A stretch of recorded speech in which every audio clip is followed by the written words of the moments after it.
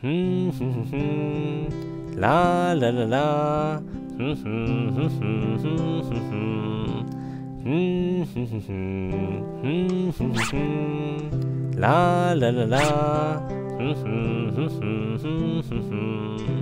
আরে আঙ্কেল, জলগুলো নষ্ট করছেন কেন? হে হে হে হে হে, আমার বাড়ির জল আমি যা খুশি তাই করব।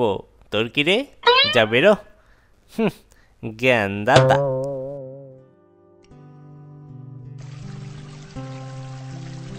এই, জানিস তো, কালকে একটা লাল শাড়ি কিনেছি। কি সুন্দর শাড়িটা! পাড়ের ডিজাইনটা জড়ি দিয়ে কাজ করা। আমার তো হেব্বি পছন্দ। আন্টি, বালতি তো ভরে গেছে, এবার বন্ধ করো, জলগুলো তো নষ্ট হচ্ছে। এই, সরকারি জল পড়ছে পড়ুক। তোর কি রে? যা ভাগ এখান থেকে। জ্ঞান দিতে এসছে, জ্ঞান! এই, ছেলেটা এমন বললো কেন রে? জল নষ্ট হচ্ছে তো কি হয়েছে? আরে চারিদিকে সব রটাচ্ছে। মাটির নিচে জল নাকি শেষ হয়ে যাচ্ছে। যত সব আলতু ফালতু কথা। মাটির নিচের জল নাকি আবার কোনোদিন শেষ হয়?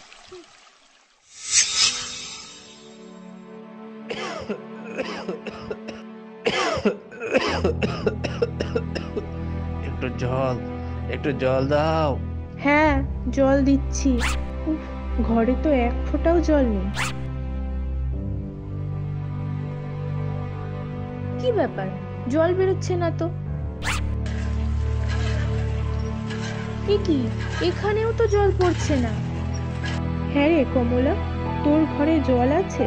না রে, আমার ঘরে তো এক ফোঁটাও জল নেই। এখন আমি কি করি? ঘরে তো এক ফোঁটাও জল নেই। অসুস্থ রোগী জল খেতে চেয়েছে। হায় রে ভগবান, এ কি দিন এলো! শেষ পর্যন্ত কিনা জলের অভাব হয়ে গেল। একটু জল, একটু জল দাও, একটু জল দাও। একটু জল দাও, একটু জল দাও, একটু জল দাও।